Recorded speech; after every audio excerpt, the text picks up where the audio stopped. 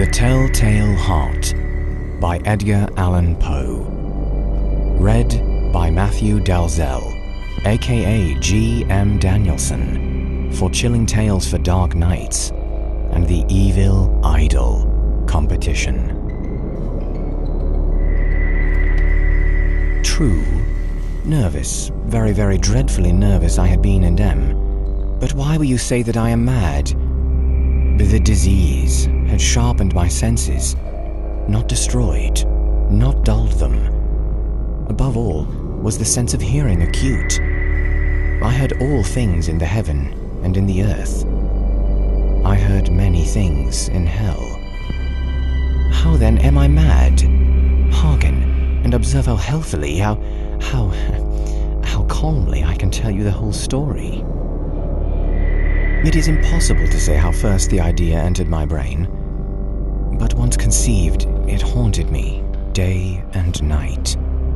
Object there was none, passion there was none. I loved the old man. He had never wronged me. He had never given me insult. For his gold I had no desire. I think it was his eye. Yes, it was this. He had the eye of a vulture, a pale blue eye with a film over it. Whenever it fell upon me, my blood ran cold. And so by degrees, very gradually, I made up my mind to take the life of the old man, and thus rid myself of the eye forever. Now, this is the point. You fancy me mad. Madmen know nothing. But you should have seen me. You should have seen how wisely I proceeded, with what caution, with what foresight, with what dissimulation I went to work. I was never kinder to the old man than during the whole week before I killed him. And every night, about midnight, I turned the latch of his door and opened it, oh so gently. And then, when I had made an opening sufficient for my head, I put in a dark lantern, all closed that no light shone out, and then I thrust in my head. You would have laughed to see how cunningly I thrust it in. I moved it slowly, very, very slowly, so that I might not disturb the old man's sleep. It took me an hour to place my whole head within the opening so far as I could see him as he lay upon the bed. Would a madman have been so wise as this? And then, when my head was well in the room, I undid the lantern cautiously, oh so cautiously, for the hinges creaked. I undid it just so much that a single thin ray fell upon the vulture eye. And this I did for 7 long nights, every night just at midnight. But I found the eye always closed, and so it was impossible to do the work, for it was not the old man who vexed me, but his evil eye. And every morning when the day broke, I went boldly into the chamber and spoke courageously to him, calling him by name in a hearty tone, and inquiring how he had passed the night.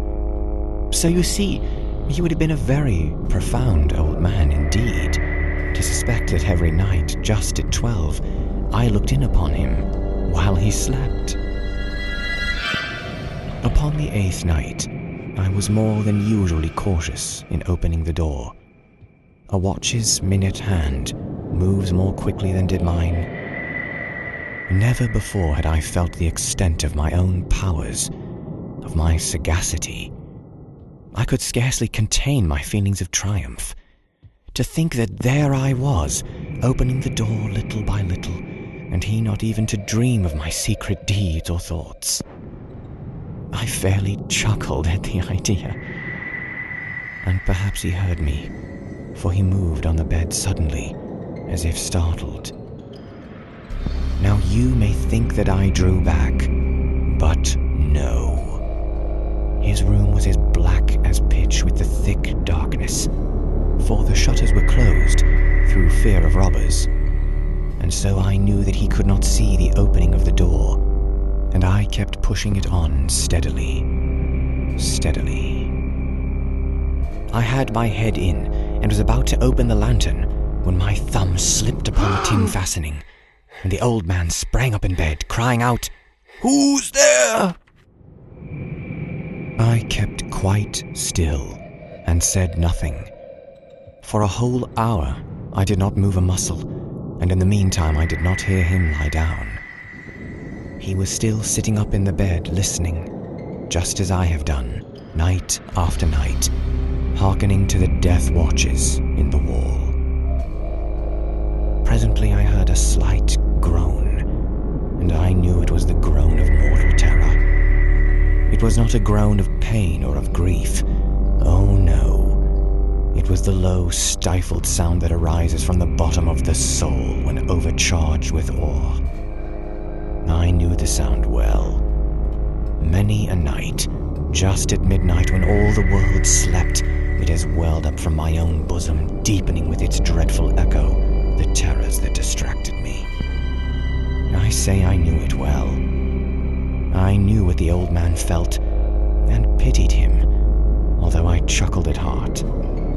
I knew that he had been lying awake ever since the first slight noise, when he had turned in the bed. His fears had been ever since growing upon him. He had been trying to fancy them causeless, but could not. He had been saying to himself, "It is nothing but the wind in the chimney. It is only a mouse crossing the floor." Or, "It is merely a cricket which has made a single chirp." Yes, he had been trying to comfort himself with these suppositions, but he had found all in vain. All in vain, because death, in approaching him, had stalked with his black shadow before him and enveloped the victim. And it was the mournful influence of the unperceived shadow that caused him to feel, although he never saw nor heard, to feel the presence of my head within the room. When I had waited a very long time, very patiently, without hearing him lie down, I resolved to open a very, very little crevice in the lantern. So I opened it. You cannot imagine how stealthily, until at length a simple dim ray, like the thread of a spider, shot out from the crevice and fell full upon the vulture eye. It was open, wide open, and I grew furious as I gazed upon it. I saw it with perfect distinctness, all a dull blue with a hideous veil over it that chilled the very marrow of my bones. But I could see nothing else of the old man's face or person, for I directed the ray as if by instinct, precisely upon the damned spot. And have I not told you that what you mistake for madness is but over-acuteness of the sense? Now, I say there came to my ears a low, dull, quick sound, such as a watch makes when enveloped in cotton. I knew that sound well, too. It was the beating of the old man's heart. It increased my fury, as the beating of a drum stimulates the soldier into courage. But even yet, I refrained and kept still. I scarcely breathed. I held the lantern motionless. I tried how steadily I could maintain the ray upon the eye. Meantime, the hellish tattoo of the heart increased. It grew quicker and quicker, and louder every instant. The old man's terror must have been extreme. It grew louder, I say, louder every moment. Do you mark me well? I have told you that I am nervous. So I am. And now at the dead hour of the night, amid the dreadful silence of that old house, so strange a noise as this excited me to uncontrollable terror. Yet, for some minutes longer I refrained and stood still.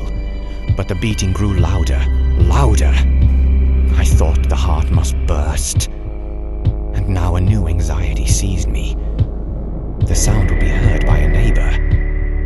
The old man's hour had come. With a loud yell, I threw open the lantern and leapt into the room. He shrieked once only. In an instant I dragged him to the floor and pulled the heavy bed over him. I then smiled gaily to find the deed so far done. But for many minutes the heart beat on with a muffled sound. This, however, did not vex me. It would not be heard through the wall. At length it ceased. The old man was dead. I removed the bed and examined the corpse. Yes, he was stone dead. I placed my hand upon the heart and held it there many minutes. There was no pulsation. He was stone dead. His eye would trouble me no more. If you still think me mad, you will think so no longer when I describe the wise precautions I took for the concealment of the body. The night waned, and I worked hastily but in silence. First of all, I dismembered the corpse. I cut off the head and the arms and the legs. I then took up 3 planks from the flooring of the chamber and deposited all between the scantlings. I then replaced the boards, so cleverly, so cunningly, that no human eye, not even his, could have detected anything wrong. There was nothing to wash out, no stain of any kind, no blood spot whatever. I had been too wary for that. A tub caught it all. When I had made an end of these labors, it was 4 o'clock, still dark as midnight. As the bell sounded the hour, there came a knocking at the street door. I went down to open it with a light heart, for what had I now to fear? There entered 3 men who introduced themselves with perfect suavity as officers of the police. A shriek had been heard by a neighbor during the night. Suspicion of foul play had been aroused. Information had been lodged at the police office, and they, the officers, had been deputed to search the premises. I smiled, for what had I to fear? I bade the gentleman welcome. The shriek, I said, was my own in a dream. The old man, I mentioned, was absent in the country. I took the visitors all over the house. I bade them search well. I led them at length to his chamber. I showed them his treasures, secure, undisturbed. In the enthusiasm of my confidence, I brought chairs into the room and desired them here to rest from their fatigues, while I myself, in wild audacity of my perfect triumph, placed my own seat upon the very spot which reposed the corpse of the victim. The officers were satisfied. My manner had convinced them. I was singularly at ease. They sat, and while I answered cheerily, they chatted of familiar things. But ere long I felt myself getting pale and wished them gone. My head ached, and I fancied a ringing in my ears. But still they sat and still chatted.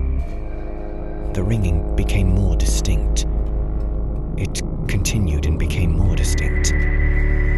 I talked more freely to get rid of the feeling, but it continued and gained definiteness, until at length I found that the noise was not within my ears. No doubt I now grew very pale, but I talked more fluently and with a heightened voice, yet the sound increased, and what could I do? It was a low, dull, quick sound, much as a sound as a watch makes when enveloped in cotton. I gasped for breath, and yet the officers heard it not. I talked more quickly, more vehemently, but the noise steadily increased. I arose and argued about trifles, in a high key and with violent gesticulations, but the noise steadily increased. Why would they not be gone? I paced the floor to and fro with heavy strides, as if excited to fury by the observations of the men. But the noise steadily increased. Oh God, what could I do? I foamed, I raved, I swore. I swung the chair upon which I had been sitting and grated it upon the boards, but the noise arose over all and continually increased. It grew louder, louder, louder, and still the men chatted pleasantly and smiled. Was it possible they heard not? Almighty God, no, no, they heard, they suspected, they knew. They were making a mockery of my horror. This I thought, and this I think. But anything was better than this agony. Anything was more tolerable than this derision. I could bear those hypocritical smiles no longer. I felt that I must scream or die. And now again, hark, louder, louder, louder, louder. "Villains!" I shrieked. "Dissemble no more! I admit the deed! Tear up the planks! Here, here! It is the beating of his hideous heart!"